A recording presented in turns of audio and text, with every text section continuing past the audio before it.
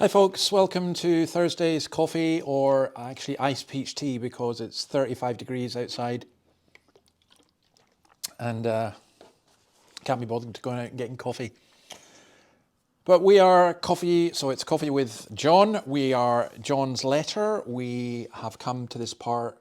We proclaim to you what we have seen and heard, so that you also may have fellowship with us, and our fellowship is with the Father and with his Son, Jesus Christ. Now, when you talk about fellowship, what do you mean? I'm here, this is in my church office, and if I went downstairs into the hall, that's where people would say sometimes after a service, let's go for fellowship. And what they mean is, let's go for a cup of tea or coffee and, some baking, and we just sit round and have a chat.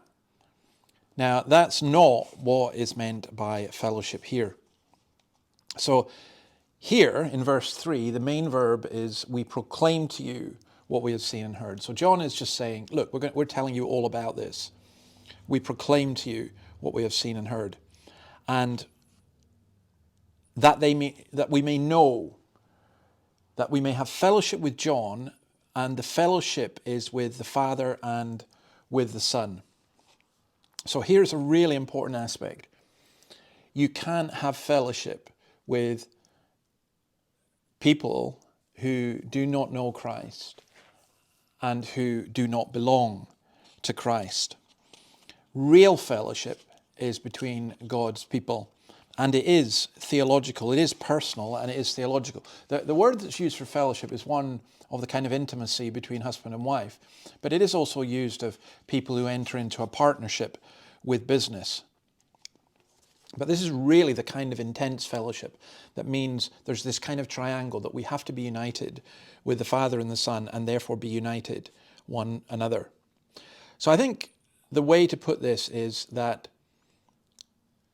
the only true ground for real fellowship is the foundation of the God who's taught to us in the Scriptures. The truth of the Scriptures is the only true ground of real fellowship. Tradition can do that. We've got a traditional church here. There's a lot of maybe family connections that people have. They'll have people who've been brought up here.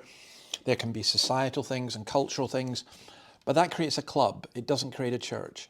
Real fellowship comes from being grounded in Christ. And that's, again, why those of us who are teachers have to do what we can to protect the doctrine of the church so that the fellowship of the church may continue.